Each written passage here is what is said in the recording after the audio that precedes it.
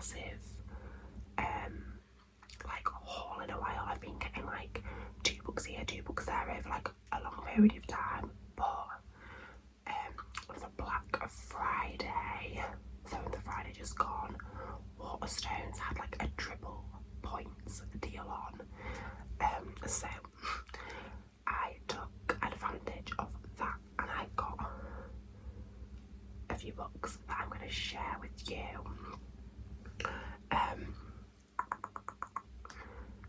So I only had literally like half an hour to like go into Waterstones, like browse and pick what I wanted. So some of these books I don't even really know what they're about. Some of them were just like, oh, I've heard of that, it's good and I'm gonna get it. So yeah, we're gonna go through these together and maybe learn what they're about together. Yes, I am excited to do this haul because I haven't done one in so long. Also, do you like this backdrop for my videos? I think it's quite like chilled out and cute and cozy. So we're gonna see how we get on with it. If I keep moving it because like I'm sat just on the floor. Yeah. Before we begin, check out the links below. There is my Goodreads account. I review like every book that I read, so if you want to follow what books I'm reading and when, add me as a friend on there. There's also my Bookstagram linked below and my personal Instagram. But yeah, let's get into the book haul. Start the book haul with 2 books I have actually read. So the first book that I picked up is Divine Rivals by Rebecca Ross.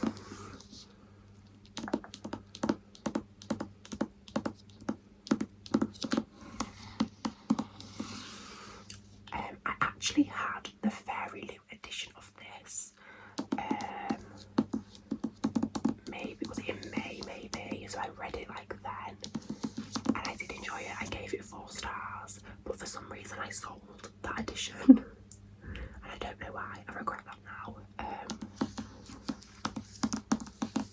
So I picked up like the standard edition, the standard UK edition, because I wanted it in my collection still, and also the second book in the series comes out in January, so I wanted to pick up the hardback before it goes to paperback.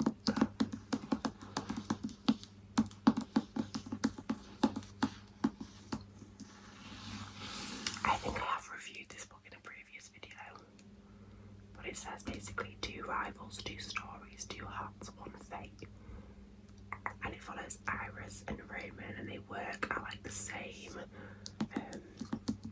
journalist company.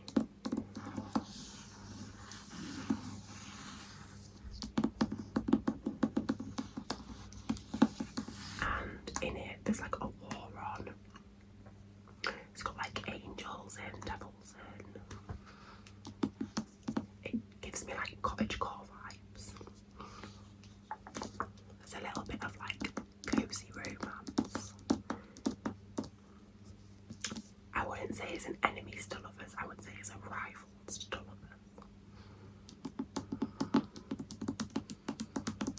So yeah, I thought, oh, I'll just pick it up now because I knew that I wanted it, so I'll just get it like whilst I get triple points.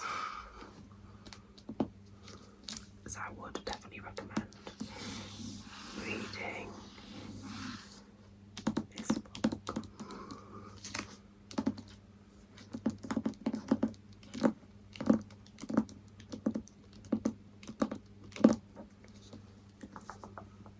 And then I also picked up Kingdom of the Feared, which is the last book in the Kingdom of the Wicked series by Kerry Maniscalco.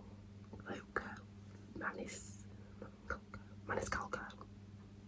Might have butchered that. I have read this series this month, so my review will be coming in my November reading wrap up. But Kingdom of the Wicked is basically about a young girl. She's like a witch, and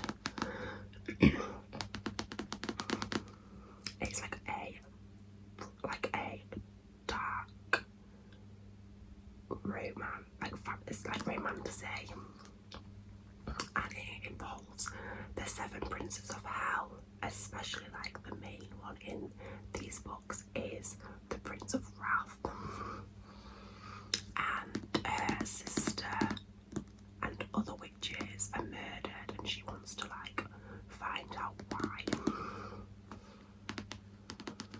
That's what the first book is about.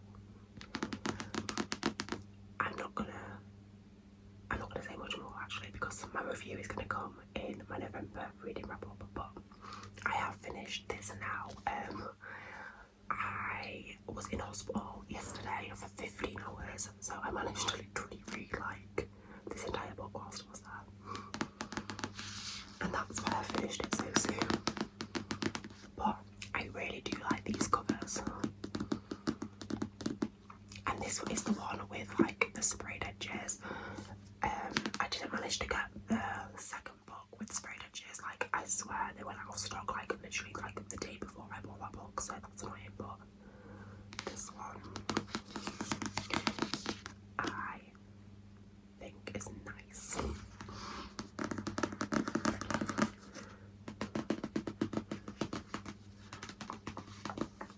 The witch is like the main character's name in this is Amelia.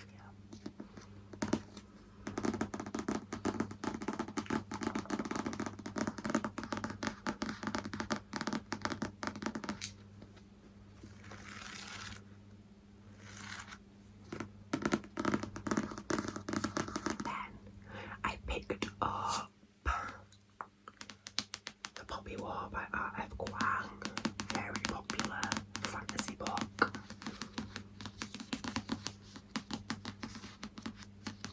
I was thinking about like listening to this on Audible, but then I just thought like I think it's gonna be too complicated for me to like really take it if I just listen to it. And I wasn't initially actually gonna get this book. I know it's on my TBR, but I wasn't actually going to get it. But then they didn't have in stock the book that I wanted, so I was like, oh, I'm just going to pick that up because I knew like they had this. So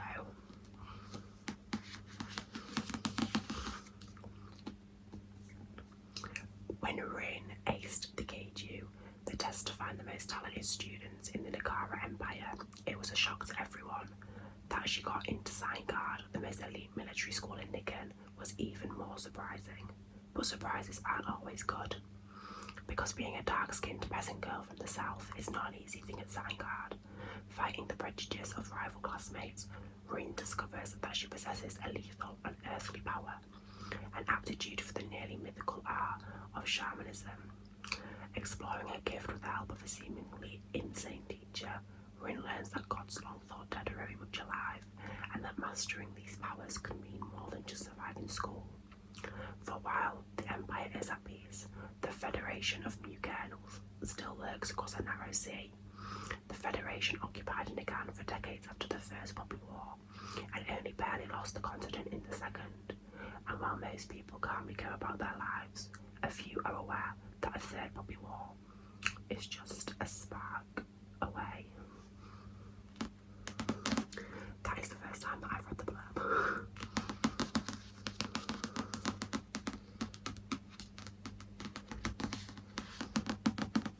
I'm not entirely sure how many are in this series at the moment.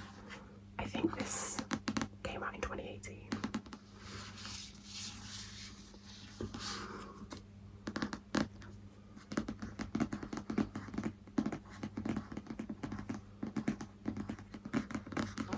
I'm trying to like take my time with videos more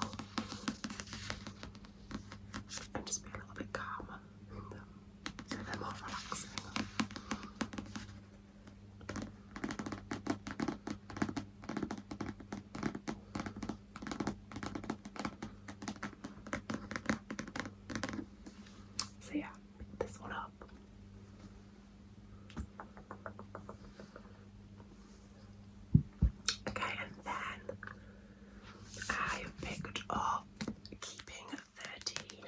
Chloe Walsh. I bought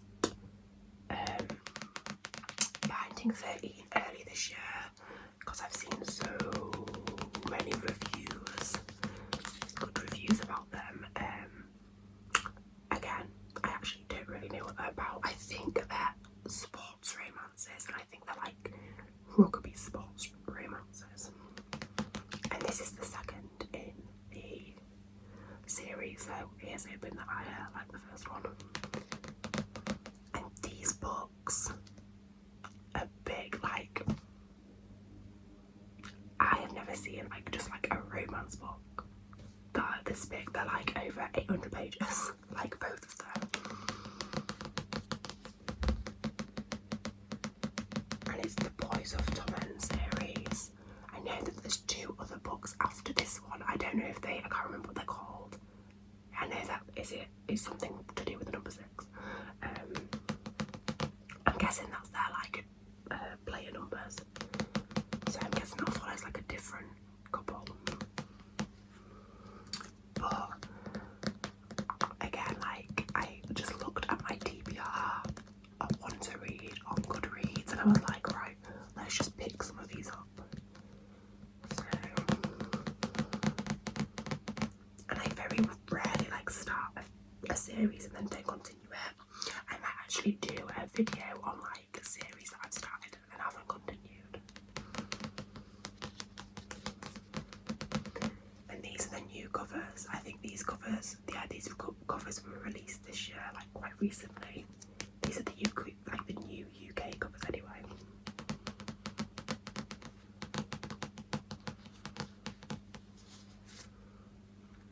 Oh, yeah, so there's Binding 13, Keeping 13, Saving 6 and Redeeming 6.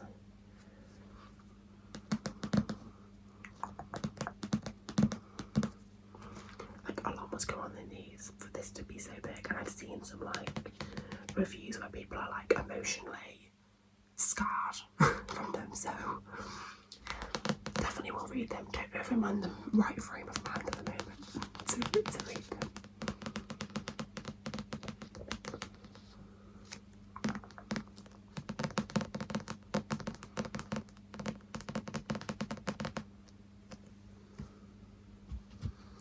Have a little sippy sip.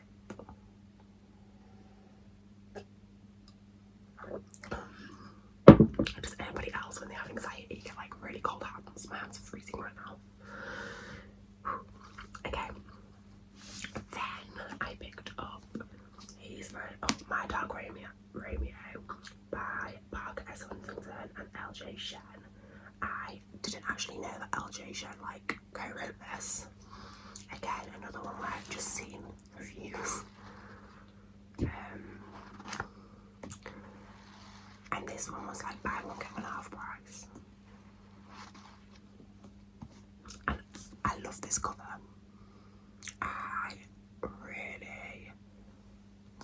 I love this cover. It's like Renaissance paintings with angels and cherubs. As it says, some Romeos deserve to die. It was supposed to be a harmless kiss at a lavish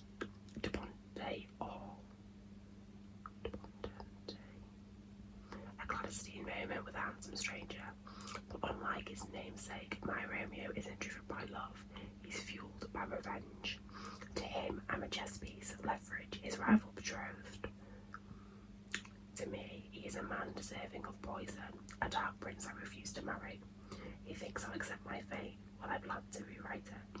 And in my story, Juliet doesn't die, but Romeo, he perishes.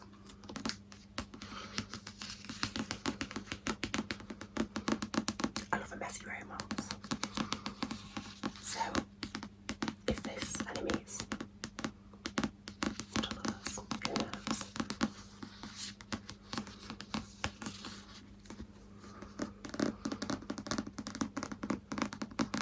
But like, I love this cover. I really love this cover.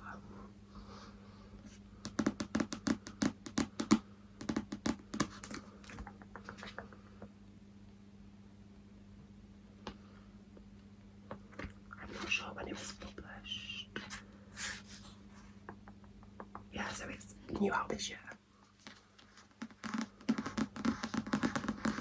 I've listened to a few of LJ Shen's books, but I don't think I've like actually physically read one, like a physical copy of one. And then obviously Parker S. Huntington, I'm not sure what they write. I don't know if they've written anything before. So yeah, I'm excited about this one.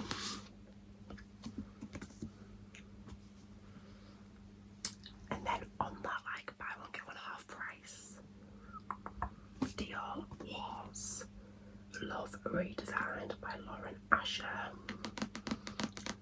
Lakefront Billionaires. So this is the author that wrote like the fine print series. Yeah, I haven't read those.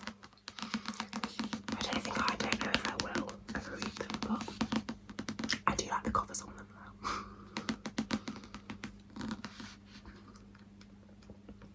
But again, this is like a new book, and I hope people either like love her other series or hate it. So I thought, I'll try this one instead.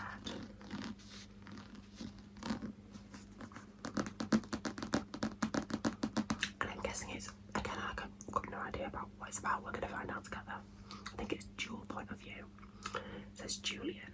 If I ever caught on fire, Dahlia Munoz would fan the flames with a smile. So when she returns to Lake Wisteria, I fully intend to avoid the interior designer. At least until my meddling mother exploits my saviour complex. The faster I help Dahlia find her creative spark, the sooner she will leave town. But while I was busy getting rid of Dahlia, I overlooked one potential issue. What happens if I want her to stay? And it said, Dahlia.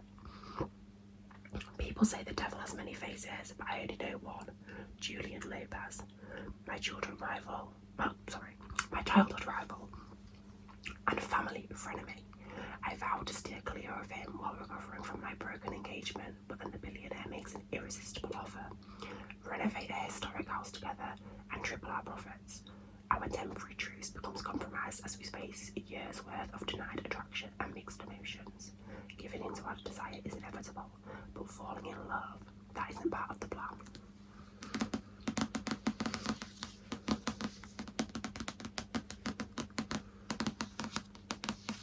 If I sound like, I don't know, like congested, it's because I am. I've had a sinus infection, sinusitis, for 4 weeks.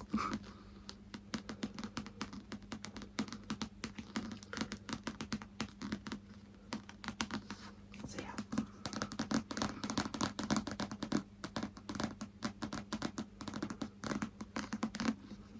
She likes to write about billionaires, doesn't she?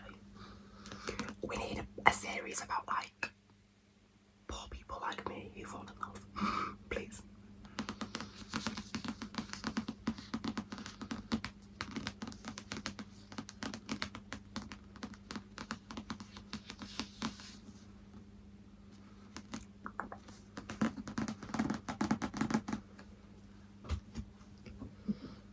Okay.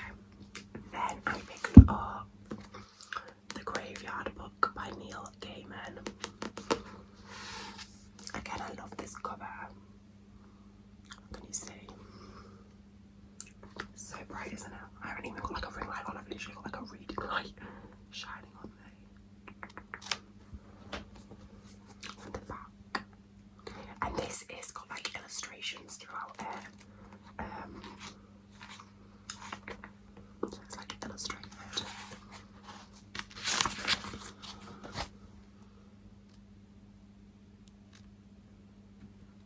Throughout the book. Again, totally picked this one up on like a whim. Nobody Owens, known to his friends as Bod, is a normal boy. He would be completely normal if he didn't live in a graveyard, being raised and educated by ghosts. What a dream. There are dangers and adventures for Bod in the graveyard. graveyard, but it is in the land of the living that real danger lurks, for it is there that the man Jack lives, and he has already killed Bob's family. A deliciously dark masterwork by best-selling author Neil Gaiman with illustrations by award-winning Chris Riddle. And it also says, deserves to become a modern classic of children's writing, a memorable and captivating read. So like this is like I think it's a teenage book. But I haven't actually read any Neil Gaiman, I don't think. And it's super short, so I just thought like maybe if I need a break from heavier things, I can pick this up. And it says that it's the best book Neil Gaiman has ever written, and it won. Is that Philip Carnegie Medal in 2010? I was going to pick up Good Omens because I love the TV show so much. It's one of my favourite TV shows. And that's by Neil Gaiman and Terry Pratchett. But then I just thought like, oh, will I get bored of the book because I've watched the TV series? So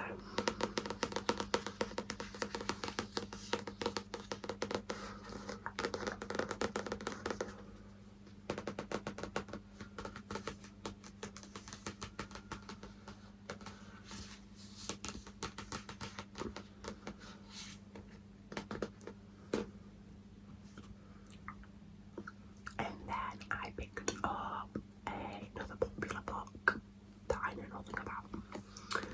If We Were Villains by M.L. Rio. And it says, when friends become enemies, there's no limit to the damage they can do. This is a really popular book this year. It came out in like 2017 though, so I don't know why it's like blown up this year because I've seen it everywhere this year. I guess it's like was published a few years ago.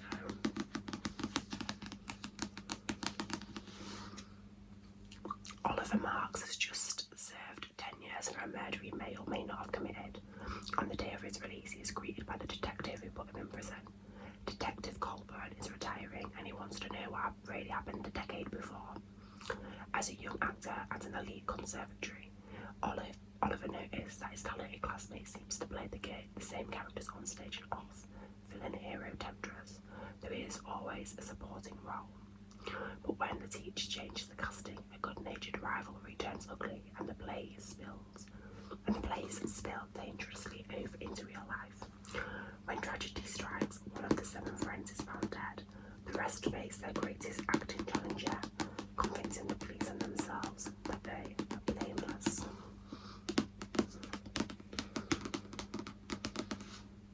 The cover is like very ominous.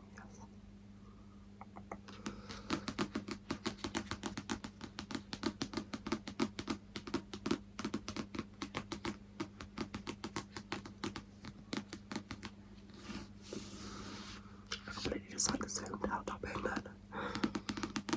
Yeah, so popular. I've seen lots of people reading this.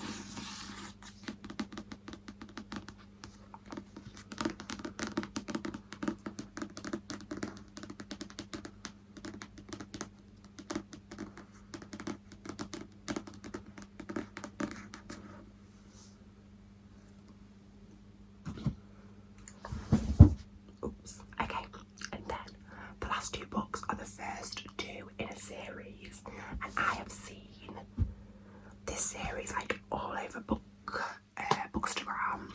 So I was like, I want to read it because I think it's like a dark romantasy, and I think it has a lot of spice in. If I'm wrong and I'm false advertising, then I apologise because I actually don't know like the plot is about or anything, but I've just seen like so many people recommend it, and that is, I think this is actually like independently published, so I was really surprised when I saw it in Waterstones and they only had the first 2, so I was just like, oh, snapped them up. A nice one, Blood and Ash by Jennifer L. Armadrau, a Blood and Ash novel, so I guess the series is Blood and Ash. And like, do you know when she's written a lot of books? Wow. do you know, like independently published books, they're like bigger, they're like taller than like regularly published books. What do you call them? My mind's gone blank. Anyway, it's like that. So yeah, it must be quite popular for them to have it in Waterstones. Okay, so it says, a maiden chosen from birth to usher in a new era. Poppy's life has never been her own. The life of the maiden is solitary, never to be touched, never to be looked upon, never to be spoken to, never to experience pleasure. Waiting for the day of her ascension, she would rather be with the guards, fighting back the evil that took her family, than preparing to be found worthy by the gods. But the choice has never been hers. A duty. The entire kingdom's future rests on Poppy's shoulders, something she's not even quite sure she wants to for herself, because a maiden has a heart and a soul and longing, and when a hawk, a golden-eyed guard on her, bound to ensure her ascension, enters her life, destiny and duty become tangled with the desire and need. He incites her anger, makes her question everything she believes in, and then serve with the forbidden. A kingdom, forsaken by the gods and feared by mortals, a fallen kingdom is rising once more, determined to take back what they believe is theirs through violence and vengeance. And as the shadow of those curses draw closer, the line between what is forbidden and what is right becomes blurred. Poppy is not only on the verge of losing her heart and being found unworthy by the gods, but also a life when every blood-soaked thread that holds her world together begins to unravel. That was a long blurb. I'm out of breath.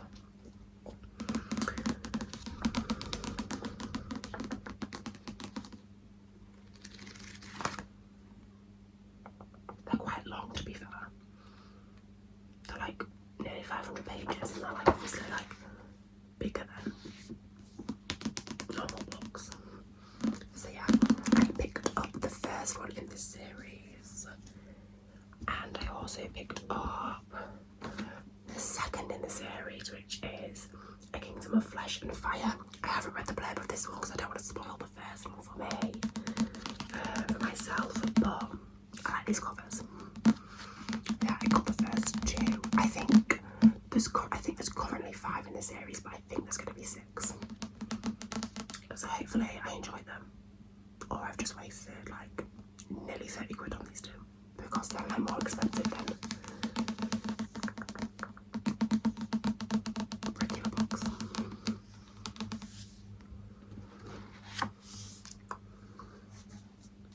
So yeah, they are all the books I got on Black Friday. I had fun filming this, it's been so long. Let me know if you've read any of the books, but no spoilers. I'm gonna film my reading wrap up. I don't know whether to just film it now. Shall I just film it now? We'll see. We will see. But yeah, I hope you enjoyed this video. I hope it's relaxed you, or encouraged you to go spend loads of money on books. But until I see you in the next video,